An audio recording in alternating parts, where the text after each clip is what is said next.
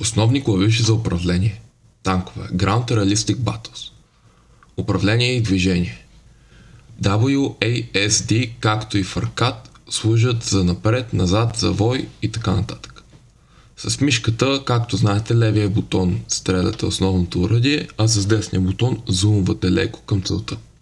Shift активирате режим снайпер. C. Свободна камера. Гледате наоколо без да завъртате купола на танка. G. Изстрелване на димни гранати, ако разполагате с такива.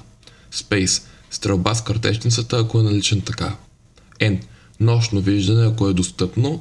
То обикновено става достъпно към по-късен етап на играта. M. Отваряне на мини-картата. По мини-картата може да се ориентирате къде има врагове и да изпращате предупреждения към вашите съотборници.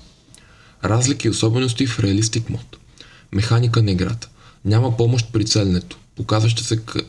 Показваща къде да стреляте, както в аркад мод. Снарядите и движението на танкове са повлияни от физичните параметри, като тежест, скорост и тип броня. Самолетите се държат по-реалистично с ограничения на маневрите и влияние от гравитацията. Получавате ограничена информация. Няма икони на враговете. Трябва да разчитате на визуалните си умения и информация от съотборниците. Позиционирането е ключово, защото може да бъдете заобградени лесно. Реализъм в разстоянията. Трябва да се научите да определите разстоянието до целта, за да коригирате изстрелите си. Това ще ви покажа сега. Както виждате, в момента сме в Realistic Game мод на Test Drive. Ако искате да стреляте далечни цели, примерно от Tiger 2 и до там, и просто насочите мерника, няма да стане. Това е защото гравитацията придърпва снаряда надолу с разстоянието, което изминава, и той не успява да стигне до целта. Има вероятност да пробвате да гадаете ето така, но така също не е много сигурно, че ще го оцелите. В момента аз съм с бързо презреждащо оръжие и мога да си позволя да гадая, но ако сте с бавно оръжие, трябва да измерите разстоянието. Това става като цъкнете Escape, отидете в контроли, напишете Rangefinder и сложите копче, което искате по ваш избор. В случая аз ще сложа Control. Ще цъкна Replace, ако вече има нещо такова, тъй като не е важно. И сега, щом цъкнете Shift или B, с B активирате бинокъла. Нещо важно, което забравях да спомена.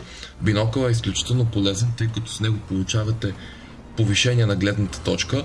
Той се върти по-бързо от снайпер мода, има по-добър зум и като цяло по-изчистена гледка, понеже няма тези черти. Тези черти по мерника снайпер мод служат за определяне на дистанцията. Сега ще ви покажа как. След като вече сложихте Rangefinder Key, отидете пак в настройки, цъкнете контроли и напишете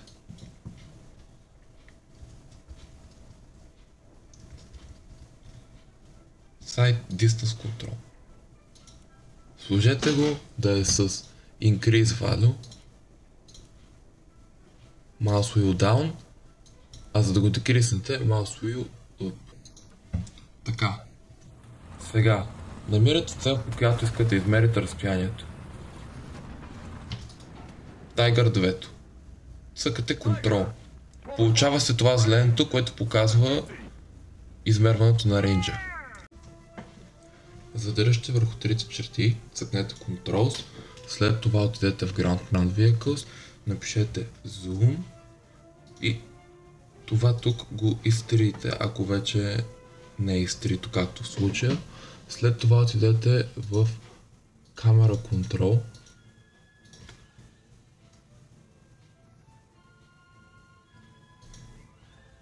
и ето тук, Mouse Wheel където е, го слекнете на Sight Distance Control. Тактики и съвети. Ground Battle с танкове. Не се хвърляйте напред, играйте защитно и се позиционирайте стратегически. Използвайте терена, крийте се зад хълмове, скали и други прикрития, за да минимизирате излагането на врагове. Ценете слабите точки. Време е за една игра в Realistic мод. Ето веднага заредихме. И сега ще ви демонстрирам различните копчета, с които изпълнявате различните функции. В случая ни се падна градска карта. В War Thunder има доста карти, всички са различни, някои са по-добри за дадени превозни средства, други са по-лоши. Тъй че зависи. В случая ще изберем M2A4, тъй като е по-бързо. Избираме дясната база, като кликнем на нея и ще отидем към C-зоната ето от този маршрут.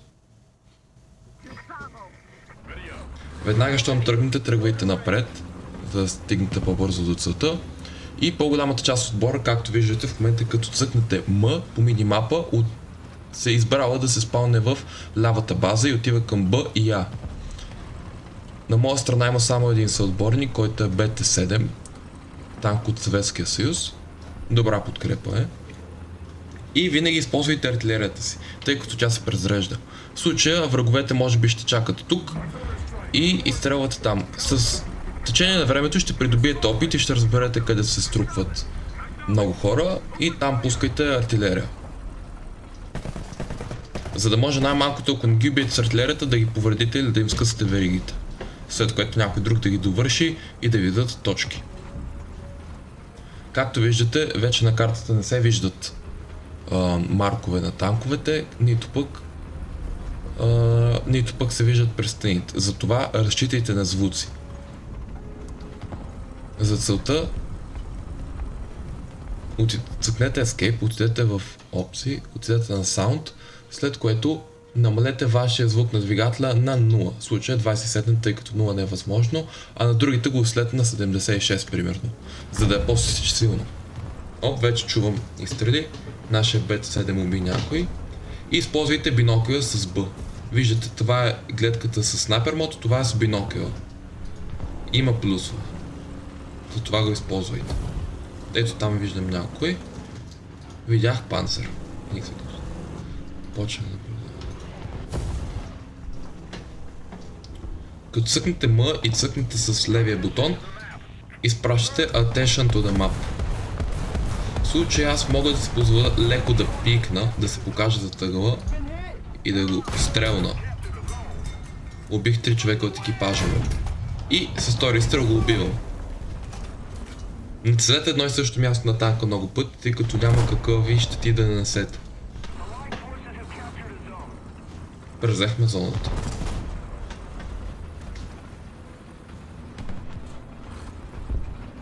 Аз в случая правя грешка, тъй като имам по-добър снаряд под ръка и използвам по-лошия.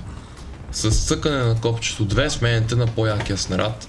Не е задължително снаряда на второ място да е по-готин, просто е по-добър за случая.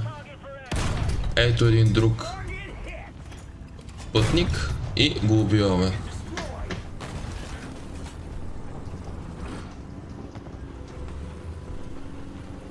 Винаги търсете някакво прикритие. Тези варели в случая не са прикритие, но могат да скрият част от вашия танк. Движете се, както мен, близо до контейнери и до препятствия, които са здрави достатъчно, за да удържат шнотовете на враговете. Търсете врагове. По картата това черепче, което се показва, означава, че на това място е умрял някой от вашия отбор. Ако черепчето е червено, означава, че е умрял враг. Чувам някой тук дясно, виждам го и с един удар успях да го убия.